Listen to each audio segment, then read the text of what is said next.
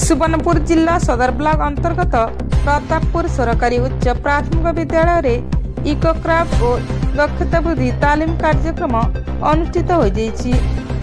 एथिरे मुख्य अतिथि भाव में डेप्यूटी रेंजर पद्मलोचन भोई, सम्मानित अतिथि भाव में ग्रामोत्थान प्रोग्राम कोऑर्डिनेटर प्रताप प्रधान एवं मुख्य वक्ता भाव में कर्तंग उच्च विद्यालय अवसर प्राप्त प्रधान शिक्षक तथा eco club master trainer Satyanarayan Hota प्रमुख जोग देइथिले। माटीर टेराकोटा काम शिखाइबाकू बालजुरी ग्राम मास्टर ट्रेनर अर्जुन रोणा एवं अंतराम रोणा, झाड़ू तैयारी काम शिखाइबा पई ग्रामर विनोदिनी कोठा, खलीदना शिखाइबा पई शतकटा प्रमुख जोग देइथिले।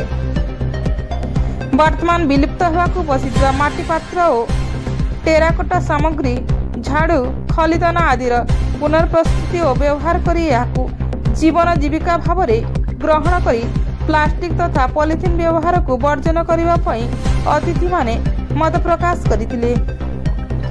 भारत सरकारंकर परिवेशीय अध्ययन केंद्र तथा परिवेश जंगल और जलवायु परिवर्तन मंत्रालय पृष्ठपोषकतार आयोजित कार्यक्रम विद्यालय प्रधान शिक्षयित्री प्रकृति बंधु श्रीमती संतोषिनी नंद सभापतित्व करिथिबा सहित स्वागत भाषण प्रदान करिथिबा बेले वरिष्ठ सरकारी शिक्षक तथा प्रकृति बंधु गोपेश पंडा कार्यक्रम संयोजन करथिले।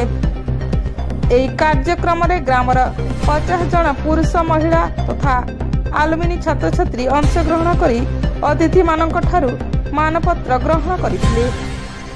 कार्यक्रम परिचालना रे शिक्षक अक्षय कुमार जेना और शिक्षयित्री महेंद्री पंडा सहयोग करथिबा बेले विद्यालय परिचालना कमिटीर सभापति लक्ष्मण मेहर धन्यवाद अर्पण करथिले।